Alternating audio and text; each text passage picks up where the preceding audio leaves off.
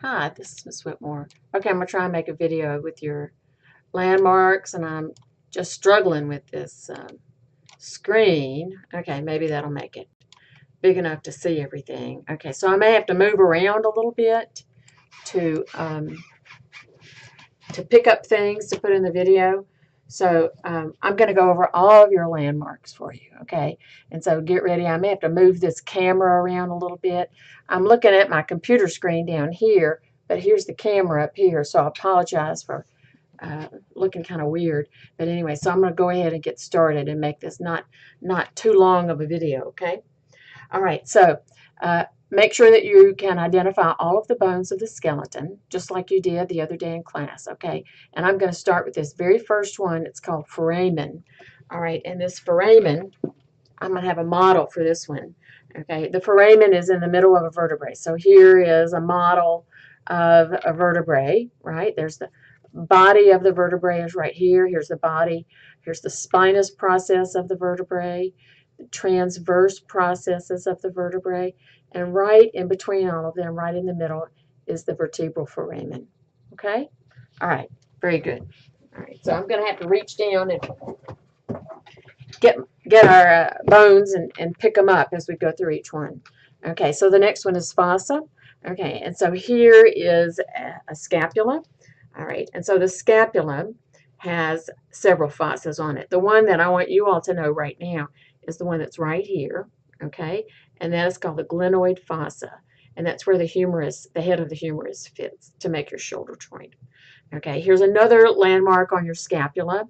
Okay, and I want you to know that this is the posterior scapula. This is lateral. This is medial. Okay, this is superior and this is inferior. Okay, and on this lateral side right here is the glenoid fossa.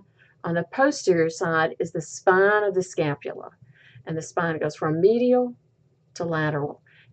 The lateral aspect of the spine is this acromion process. Okay, so here's the acromion process, A-C-R-O-M-I-O-N. Okay, so acromion process here, glenoid fossa here. Okay, and this is the coracoid process. We felt that in class on Wednesday. Okay, so there's the scapula. Okay, so you've got fossa and you've got spine. All right. All right, the next one is groove. Okay, so let me get my arm here. Okay, here's the humerus. Okay, and the groove that we want you to learn is the bicipital groove of the humerus. Okay, and so here it is right here, right between the tubercles. So there's going to be three things to learn right here. You've got a greater tubercle, that's lateral to the head of the humerus. Here's the head. And you've got a lesser tubercle. Okay, and right in between them is the groove, the bicipital groove of the humerus. Okay, so here's the head of the humerus, and that's the articular part of the humerus that fits into the glenoid fossa, just like that. Okay, and now here's another thing here on the humerus. Now, where the humerus connects to the ulna and the radius, okay, these are condyles, these shiny, roly things.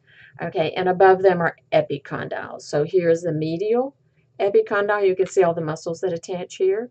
And then here's the lateral epicondyle. Okay, all right. All right, the next one is meatus. Let me get my skull. All right, I'll move my cursor around a little bit to keep my computer alive. Okay, so the external auditory meatus, that's where your ear canal is, right here. There's the ear canal. And so, okay, my phone's ringing. I'm not going to get it. Okay, the external auditory meatus is, I'm trying to point to it right here. External auditory meatus. It's on the lateral side of your skull. All right, we're going to skip sinus. Okay, we're going to go right to condyle. Okay, so I'm going to have to pick up my skeleton. I'm kind of at a distance here. Okay, or let me pick up the camera. Okay, so hang on, you guys. Hang on. Okay, now you can look. Okay, and so here is the femur. Okay, and I want you to know that's the head of the femur right here. There's the head of the femur. Okay, and it fits into the acetabulum, the socket. Here's the greater trochanter of the femur. Okay, and then here's the long part, the shaft of the femur. And at the distal end of the femur, okay, we have condyles. So you have two condyles here. You've got a medial and a lateral condyle. Okay, and of course here's the patella. All right, those condyles are going to fit onto the tibia. All right, on the back of the femur, you have what we call the linea aspera, and you see where all of these muscles hook onto this linea aspera. Now, on this side where we don't have the red and blue, it's a definite ridge. It might not be as prominent as some ridges, but it's a definite ridge on the posterior side of the femur. Greater trochanter, lesser trochanter, okay, and here's your medial and lateral condyles right here.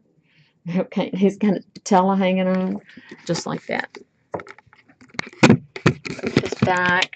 All right, those are condyles. All right, let me get my tibia. I hope this helps y'all. Okay, so here's your tibia. Okay, and so on top of the tibia, you've got a medial and lateral condyle here too. They're just concave. Now, and you can see that right between them you have like a mountain range. Okay, that's the tibial eminence. All right. Now then, on the front of your tibia, you have a tuberosity. We found this one in lab this week. Let me move. Come back here. Okay, and so this is the tibial tuberosity, your quadriceps tendon. Okay, the patellar tendon. It's hooked on right here. The patellar tendon is a tendon that connects all four quadriceps muscles that are in your upper leg, and it attaches right here. And their job is going to be to extend the knee. Okay, now then, right here are three other muscles, and we'll learn those when we learn more about the knee. Okay, tibial eminence. All right, and then we've got facet. Okay, I'm going to pick up the camera again, so get ready. Okay, and so right here, where the ribs hook on to the vertebrae, there's going to be a flat spot on the rib. Okay, and so that's going to be called a facet. Okay, so there's going to be a facet there, and then a facet right there. Okay, so facet of the rib. All right, facet. Okay, and now head. I think I showed you the head of the. This one. There's the head of the femur, right here. Okay, here's the head of the humerus, right here, that fits in the glenoid fossa. So that's head. Okay, and you can see your pelvic girdle right here. Okay, here's the iliac crest. It goes from the anterior side of the, or aspect of the ilium, and it goes all the way to the posterior aspect. Okay, and it's on the superior end of the ilium. All right, so that's the crest. Okay, we've done epicondyle, we've done line, we've done spine and tubercle. Okay, and now tuberosity. Okay, that's going to be right here as well. Okay, this is called the ischial tuberosity right here, and that's going to be on the posterior side of your pelvic girdle at the very lowest end. Okay, and then we've done greater trochanter. So here's the greater trochanter right here. So let's see. Okay, and so we've done, let's see, what else did we do? Did we do obturator foramen? That's in the base of the skull. So here's your skull.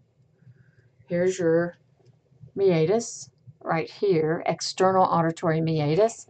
Okay, and there's a nice foramen right here, obturator foramen. What else do we want to learn? Okay, I want y'all to know your ankles. Okay, and you've got a lateral malleolus, and you've got a medial malleolus. Okay, that's your tibia, and there's the distal end of your fibula, the malleolus. Let me see. Let's do one more thing. That's a big thing. I don't know if y'all know what this is. Okay, so here's your humerus and your radius and ulna. So there's your elbow joint, right? There's your elbow joint. Okay, so bend your elbow all the way. Okay, and now you're going to have a sharp, pointy thing, and that's going to be the ulna. It's the posterior proximal ulna, and that's called the olecranon process. Okay, right there where that blue dot is. Okay, and so that's going to be right there, the olecranon process of the ulna. Okay. Okay, so I think those were the ones that we said I wanted you to know in class. Okay, and so if that'll help you with your test next week, then that's good. That's what I want it to do. And so if y'all think of anything else you need a video with, then we can come and make a video. I can use one of y'all for models instead of the skeleton. All right? Okay, well, thank you very much. Y'all let me know if this helps or if it doesn't help. And I'll try and turn it off now. Let me see. Well, there it is right there.